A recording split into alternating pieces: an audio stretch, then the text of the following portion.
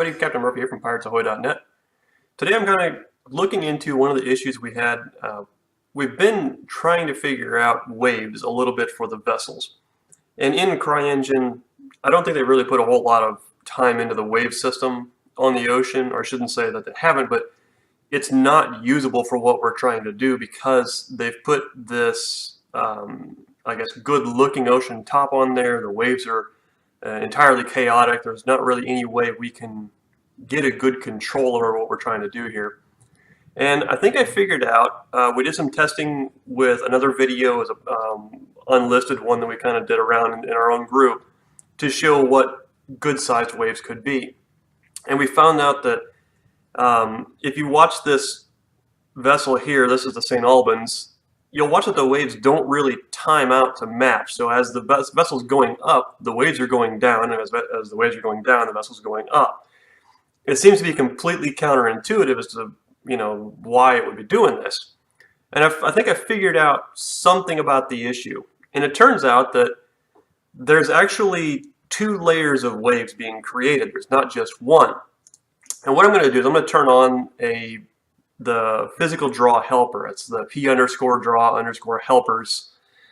And with P_draw helpers, you not only see the vessel's physical proxy, but you also see the ocean's physical proxy as well, which is this grid here. And what I've done is I've turned on another, or made a change to the debug helpers. You see this grid here is in 5-meter increments. And what you can do is you can go to the E_PhysOcean cell and you can change the size. By default, it's around 0.25, which means this is how big the ocean draws all of its physical, calculations. So this is how fine the ocean is according to its proxy, which if you're going to be doing everything very small, then that makes a lot of sense. But for our purposes, you can lower the frame rate, or I should say increase the frame rate, and make it a lot more stable for some of the boats by increasing the size of this grid. It doesn't have a major impact on small objects. I've made grids of up to 100 different floating physical objects, and they all seem to stay the same. It doesn't really make a huge difference. But the big difference that I've found is that there's another setting for the ocean, and it's actually a system specification. So when we're looking at this ocean here, we're looking at this, double layered version. We see this physical proxy, and then we see these waves on top. You'll see that they don't always match up. A lot of times this physical proxy is dropping at the same time as the other actual physical portion of it, or I should say the visual portion is not. And I'm going to freeze time so that we can take a look at this. So you can see that we've got this physical proxy over here, and you can, I don't know, it's kind of hard to tell, but you can see it's pretty high, and we can go down through it, and there's a good meter of difference between these two. So there's a large difference between what we visibly see and then the actual proxy underneath at a lot of spots. So we've got, a meter or more of the water being higher than the proxy, and then another meter or more where the proxy is higher than the water. But this only happens under one condition, and that's under the system specification for high water detail. And so what you'll look up is the sys_spec_water.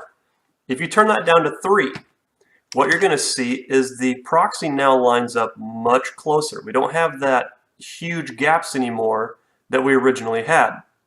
And right now I've got the waves set at like 3 meters tall and 0.2 wave count, and I think a speed of 10 for the waves. So that way it's very visible to see what's going on.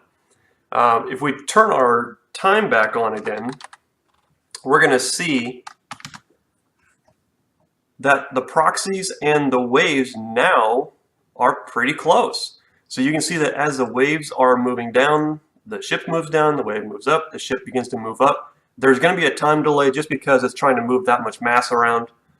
But we're looking at a much closer view than we were before, and you can see that the wave speed looks like it's slowed down a little bit. So it looks like it's pretty good. We're getting a little further along here. I'd like to see how this is affected in the later updates, like in the RICE updates that are coming along, to see how this wave proxy is then affected later on. if they've done any modifications to it. But anyway, this is just kind of what I've figured out so far. Hopefully one of the artists for the Hearts of Oak project can kind of get in there and really play with it and really make some changes to it. But this is what I've gone through in the last couple of days and kind of figured out. We just need to figure out how to force the sysspec to 3 without blowing up our materials. It turns out that if you change the sysspec, sometimes the material for the ocean turns into a bunch of triangles and it kind of blows it up because it's, I guess, not in line with the rest of the system specifications. So anyway, this is what I kind of figured out. I hope you guys enjoyed it. Thanks.